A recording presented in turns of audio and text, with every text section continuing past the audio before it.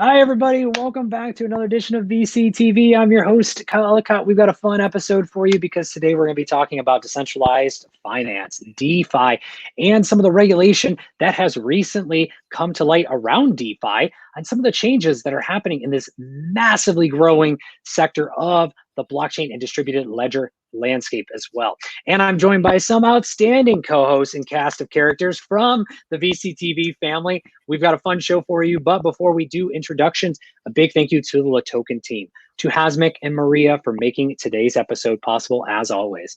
With that, let's go ahead and introduce our outstanding members of the VC family. Adrian, kick us off with a little intro and background for everybody. Thank you, Kel, for the invitation. Hello, everybody. Very happy to be again in the VC LATOKEN metaverse. So we can coin this metaverse, okay, Kyle? I love it. I'm Adrian Niculescu, serial entrepreneur and investor. I'm involved in a few projects, Cloudcoin Consortium. Cloudcoin is a post-blockchain digital currency, and Cloudcoin Finance, a DeFi project, both with blockchain and post-blockchain technology. DAO1, which is a decentralized autonomous organization, and Ventures, a Singapore-based venture capital firm. And also I'm building CoinCruncher as a news and education portal for everything blockchain. We have a great topic today. We could speak for days. Happy to be here again and contribute. Wonderful. Thank you for having joining us today as well. Irfan, welcome back. It's always a pleasure. A little intro and background for everybody. Thanks, Kyle. Thank you so much, and glad to be in this room with all other friends over here. My name is Irfan. Right now, I'm leading a DeFi fund. We specifically focus in the DeFi sector. So we are a $50 million fund. Essentially, our the focus area that we look into is the added technical support, mainly in the security, the smart contract auditing, as well as ecosystem building. Very exciting space. I have been in the deep tech industry for at least 10 years and in the investment side for about 5 years. So glad to be here. Excited to discuss about a topic. Like Adrian said, we could speak for 3 days, but we'll keep it short and sweet. Back to you, Kyle. Thanks. Wonderful. Thank you very much, Irfan. Gary, last but not least, Grand Master of Artificial Intelligence. Tell us a little bit about yourself. Quick intro. Yeah, great to be here, Kyle. My name is Gary Fowler. I'm a serial entrepreneur and investor. I've done 17 companies involved in 2 unicorns. I was on the original management team at Click Software, sold to Salesforce for $1.35 billion, and also Eva.ai, an AI HR tech company that I co-founded with Dr. David Yang. Love artificial intelligence and quantum, as Kyle said. I'm the co-founder, president, and CEO of GSD Get You Done Venture Studios. We believe that intellectual capacity is evenly spread around the world, and as we see with DeFi, with the digital transformation of the world, that's becoming a reality very quickly. And Kyle, I've written a paper about technology as a tool for peace that I'm going to be presenting as part of a panel at the United Nations on October 1st, my second presentation to UN. I believe that some of the things we're going to talk about today and some of the tools that are out there, smart contracts, et cetera, is what's needed to really democratize the world, because we have a lot of challenges that's in front of each and every one of us, and we need to step up, each of us, to those challenges in order to make this world a better place and a survivable place now. Right. And decentralized finance is playing a big role, as all three of you alluded to in your introductions today. I mean, we went from, May 2020, we saw just under $1 billion in total value locked amongst applications and protocols within the decentralized finance space. Today, just now I'm checking, we're over $90 billion here, and it's our high. We're just under $100 billion. So you put in a few other protocols, we're at almost $150 billion locked away of value in the world of decentralized finance. That's not a small number. And a lot of things have also sparked up in the recent weeks as decentralized finance is starting to pick up on a global scale as well, right? We've got conversations around regulation in the United States. We also have some of that in Europe. We have some of that in Latin America. We also have some of that in China. It's in Asia as a whole.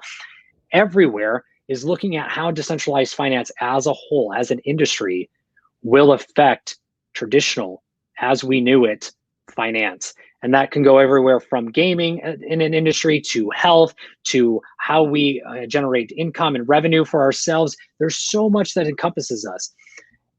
Irfan, if you can, running this new DeFi fund, congratulations, by the way. As you're seeing the different companies out there and making investments or getting that geared up, what are you seeing the landscape of decentralized finance looking like today, as we've seen, again, this rapid progression in the last 3 months? Paint us a picture of where we're at before we jump into regulation. Thanks, Kyle. And yeah, I mean, again, this is very, very, quickly developing into a space, beyond, and it's touching in almost all sectors. Every day you are hearing, different solutions that are coming out and addressing different areas, particularly, obviously, for me, it was of, major interest essentially in the emerging markets, and the application that it brings in. And there are developments happening very recently, with the crisis happening in Afghanistan. There was an article that came out in a bunch of major news media about this folk called the Crypto Afghan. And he was essentially the bridge between the crypto world and the absolutely disconnected world, which is not connected to a lot of the global system. And considering all these surges that were happening, was a clear indication how an industry such as DeFi can make massive differences. So for us right now, we're looking into, this is really the wild west, but at the same time the capabilities are massive. So our specific area, apart from obviously into the more traditional ones, we're looking into ratings, more in the DeFi spaces, financing, as you mentioned, essentially microfinancing, as well as healthcare, global healthcare, which is a very interesting space. So obviously, we prefer those spaces because it makes massive impact in developing world where probably systems are not even in place, and it makes sense. So that's where we are looking at. And obviously you earmark a very important sector. To be active in this space, you gotta be very swift and flexible around the regulatory space, because it can become very, very tricky. So which is why you need funds to have more forward-facing approach in terms of the regulatory spaces. And we've seen a lot of things happening in that space. So happy to jump into that, but back to you, Kyle. Yeah. I want to jump actually right into it. The regulatory environment, especially in the United States, has dramatically shifted or changed, or is still kind of in this gray area as things are kind of being fleshed out. I saw that we have a few companies now that their high interest yield programs and services are potentially considered a security. There's still not clarity yet as to what is not a security in the world that is decentralized finance. We got NFTs, non-fungible tokens, that are starting to play a bigger role beyond the collectibles and moments that we saw, and actually expanding into new mechanisms of fundraising and ownership. And in some cases, we've talked about real estate and mobility, retail, supply chain. All of these different industries are playing a role in this. When you look at DeFi from an enterprise standpoint and how invoices may or may not be getting paid, and you bring stable coins into this, everything is just, it's all happening really fast. So in the United States, we have the infrastructure bill that was put through. The SEC had some say into what they felt or was not felt around decentralized finance and how it should be looked at going forward. But Irfan, why don't you kind of start us off? And then Gary, I want to come to you, and Adrian. Where are we from a regulatory perspective around decentralized finance? While it's a gray area, what have you kind of seen or heard around this area to kind of point, especially as an investor? Because investing in companies in DeFi, we have to be thinking about that. And so maybe what are some of those areas you're looking for a company to grow into regulation if it exists? Right. No, thank you, Kyle. I think you painted the picture very well. I mean, obviously, U.S. Sort of like took a back step, and and again, the complexity of it is massive. I wouldn't say that there is a back step in terms of the amount of effort that's being given in, because obviously, with new products coming out every day, it is very important to understand it. And really, today, not only in the DeFi space, macro level understanding isn't enough. You're talking about technical understanding, you're talking about micro level involvement, and also multiple jurisdictions. So in our case, we just made our job even harder, but we like it. So we are operating in more, our portfolio distributions that we are targeting is more in the emerging market, which means that, and in places like, where it became even more sort of gray, especially like in India and other parts of Southeast Asia. China plays a big part in that. So I think the key aspect of it is to, like you mentioned, so if we are operating with a real estate company in a portfolio and a DeFi real estate solution, I think the number one factor that we're trying to look at is that at the end of the day, if it's real estate, doesn't matter whether it's coming to the DeFi space, etc. You still have a tangible asset, an asset that it's fixed, that's in real life. We still didn't really transfer to the Tron world yet. So by stating that, we need to be we need to comply with the models that particular countries as well as their systems are in place. So I think that the key is what we are having is conversation and trying to have the portfolios tend to address the basic requirements that are required by any other real estate operators in those space. So I think these are like the basics, but then again, the complexity comes in that if you now fractionalize that asset into an NFT, what would that mean, and how would that be traded? Because certain countries have, restrictions in terms of what you can sell out of the country. So I mean, this is just a glimpse of the complexity in the regulatory space, but it's not undoable because it creates a massive opportunity for both economy as well as the global economy. So I believe, and I'm strongly in favor of this, that governments as well as key enterprise players as well as investment organization are all right now taking that step, working together to make these things happen. And that's all I can say, but happy to answer any questions you may have. But back to you, Kyle, and would love to hear Gary more. Yeah, Gary, why don't you chime in as well? Anything to add on this regulatory environment, especially as you're writing this new article and paper as well for the UN? Yeah. So, I mean, part of the challenge that we have is, we're right on target. There's multiple jurisdictions, multiple rules and regulations. Some accept it and not. But, at the very top of this thing is education, because I'm not sure, sometimes the people making the decisions are the last ones that understand what's really happening in the environment. In my opinion, if they don't do it, nothing good's going to happen to that particular country or region. So it's something that has to happen. You're right. The emerging markets are really hot because we didn't have those infrastructural challenges like we have in other parts of the rest of the world. And they're more easily able to adopt the change. So the emerging markets are a good place to focus. But I mean, in order for this world to continue to survive with all the challenges that we have with global warming, with food supplies by 2050 needing to double, and at the same time not having enough, you can't double the amount of farm animals. There's just a lot of challenges. We can overcome it, but we need education. The legislators, the regulators need to be educated. And, as we talk about tangible products, Irfan mentioned, tangible products, things like real estate, it's a little easier. When you talk about NFTs and other ways of doing it, it's a little bit more difficult for some people to accept. So education is a key right now. But listen, the countries and regions that aren't on the bus on this are going to lose because it's moving very, very quickly. very quickly, very quickly, as we've explained. And Adrian, would love to get your points on this as well.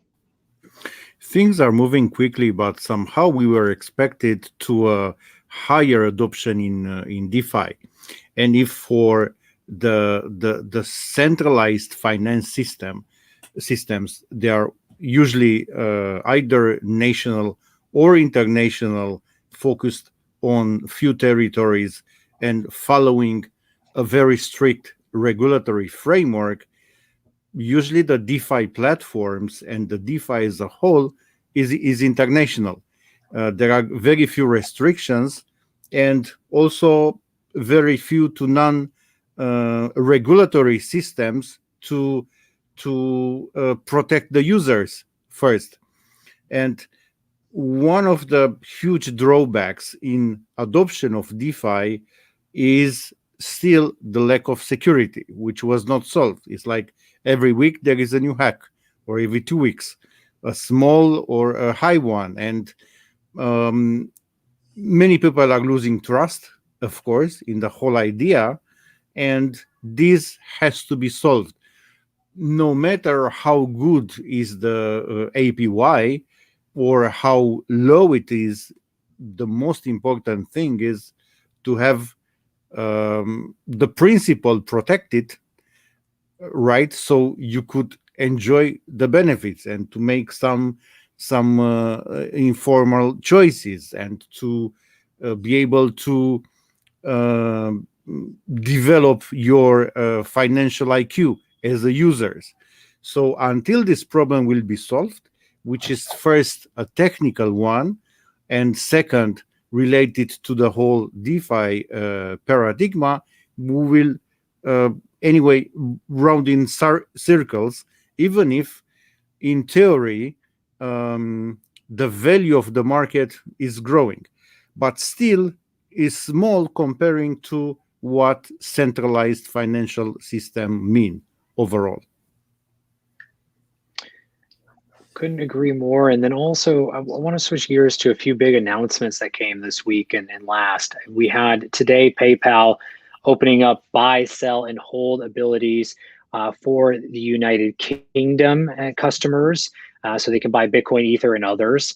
We had few other announcements earlier this week in a similar fashion. We also had El Salvador last week open up Bitcoin as a legal tender within the country. We had Panama that followed as introducing their crypto law, and then we had the Ukraine introducing similar to that of El Salvador, and a few other countries looking at it now as well. How does this change the game of DeFi and regulation as we start to see more countries getting involved in this from a governmental level and not just enterprises alone?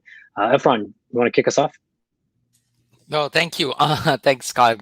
Great points that you just brought in front. And, before I go, I just want to pick up one thing from Adrian, what he mentioned. And I think that's the key in the DeFi space also, and which is why we also focusing in that, which is security. Like if you look into the security smart contract aspect of it, I mean, if you tend to, trust the system, and if you're looking at it, at least most of them tend to focus on the major ones, and which tends to dictate pretty much the backend protocol of most of them, unless you want to try something out of the ordinary, and it has to be tested, because if it's not, security is a huge drawback. Also, it's a strength, it's a drawback, and that needs to be understood.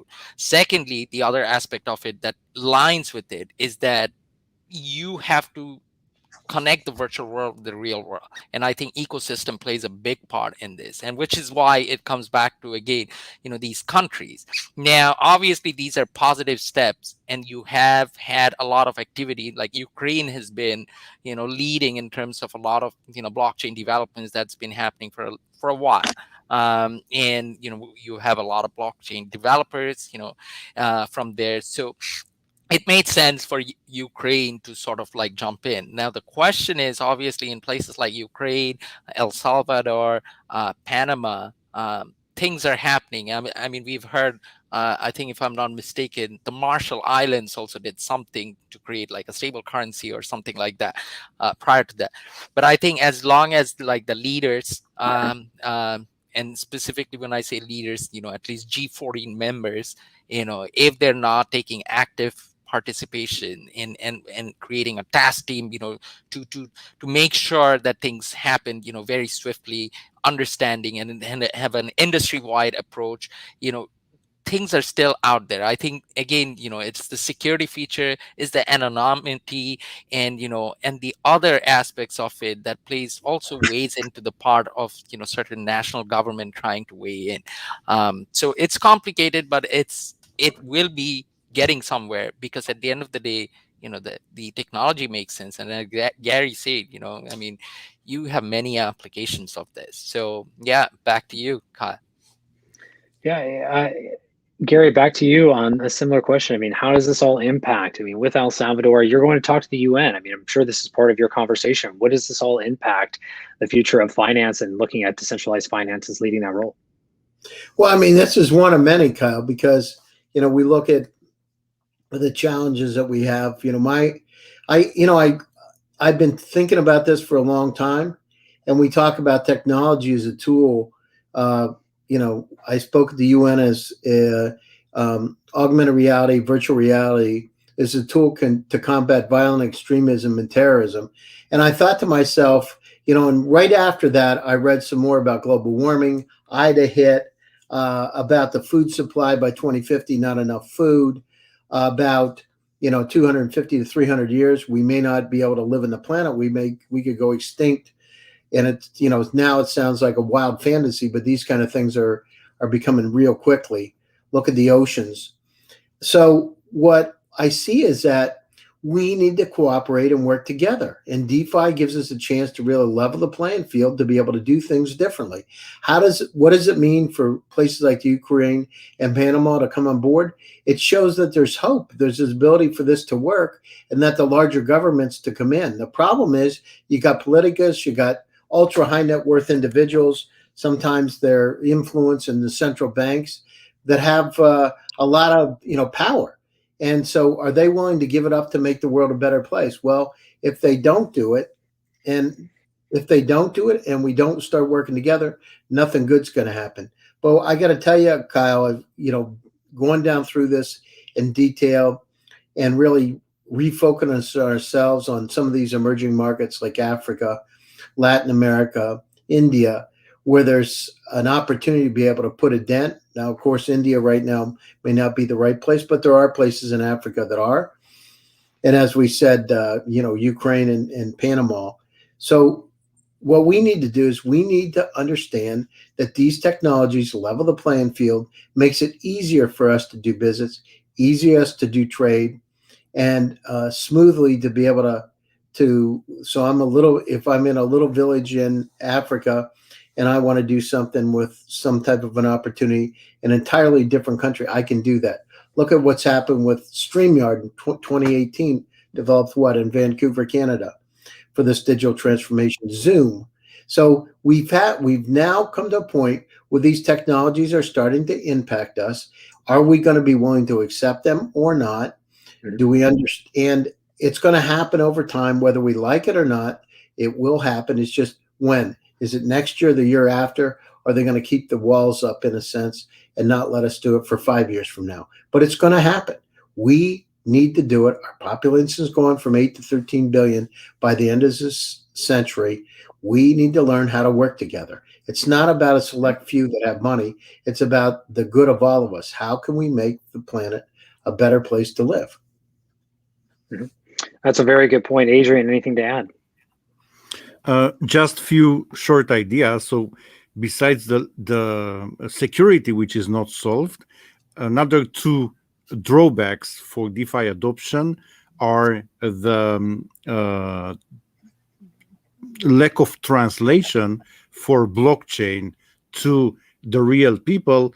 And I want here to bring into attention what happened in El Salvador. So the government was smart there, and they said, okay, the remittance company, they earn like $400 million a year.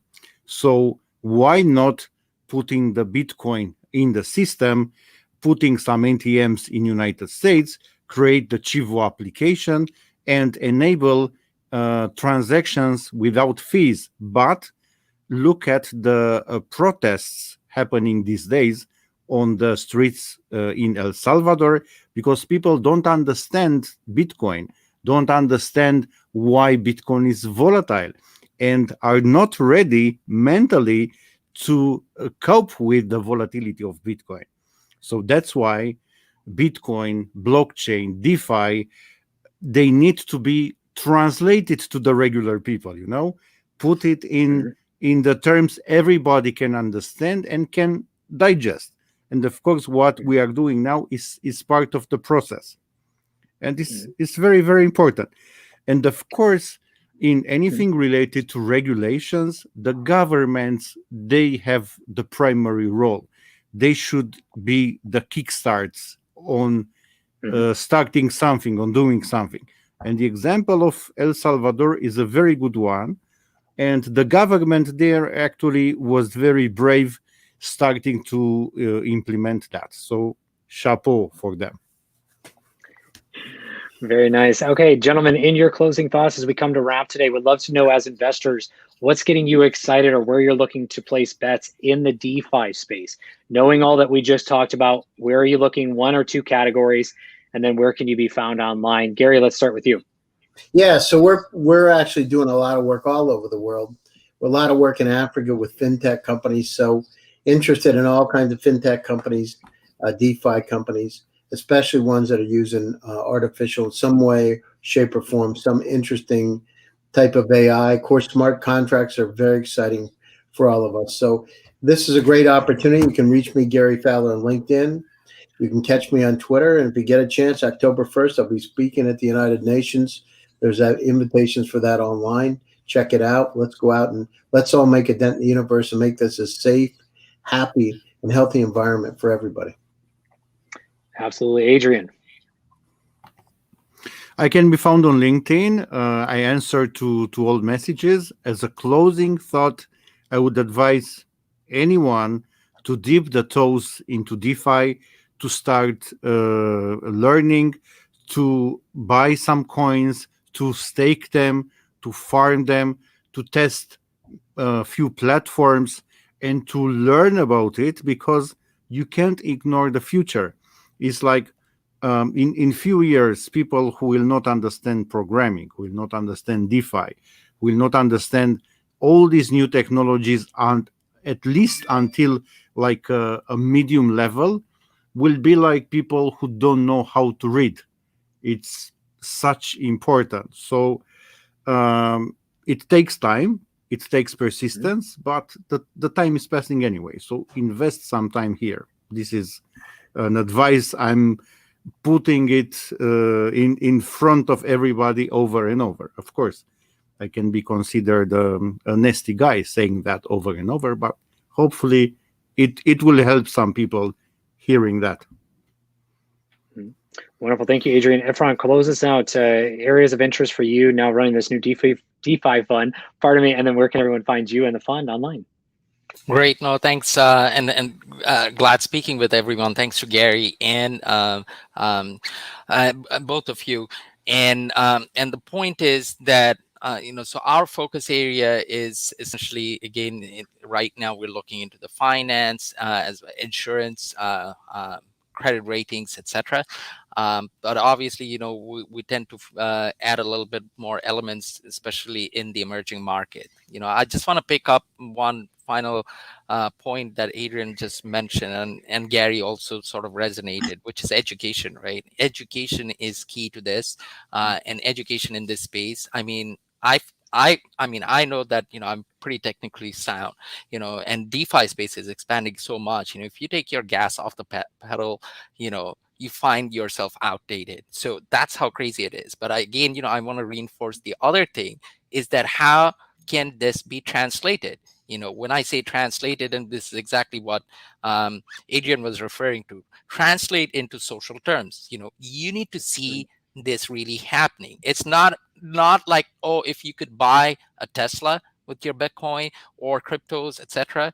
It really, you need to see that happen. And especially when you talk about emerging market, and El Salvador is an example, you need to see the process happening to the farmers there. You need to see, that guy, his family member who's working in somewhere in the Middle East, being able to send that money so that he can buy a home for his father. This is what I mean by the reality of how DeFi can socially translate and change that. And that needs to happen for people to understand and make sense. It's not the whole high jargons about it. It's the real life jargons that we're talking about that would make sense and enable everyone to open up. But kudos to the governments who are taking those steps. But really, if you want to see widespread, that needs to be translated towards the community and the people. And this is the community that has been empowering the blockchain ecosystem all years and years. So thank you. Back to you, Kyle, and thanks to everybody. Thank you. Yes, to everybody. Really appreciate all the thoughts and insights today around decentralized finance and the regulatory environment surrounding it as well. And to everyone tuning in, thank you so much. Make sure you like, share, and subscribe on today's episode. Also, please do reach out to each and every one of our investors, myself included. We'd love to hear what you're working on and continue the conversation with you. But please do add context where you heard us, where you met us, what you would like to continue the conversation about. With that being said, everyone, have a wonderful weekend. We'll see you back here on Monday for more VCTV. Until then, a big thank you to the LATOKEN team, to Maria and Hasmik for making today's episode possible.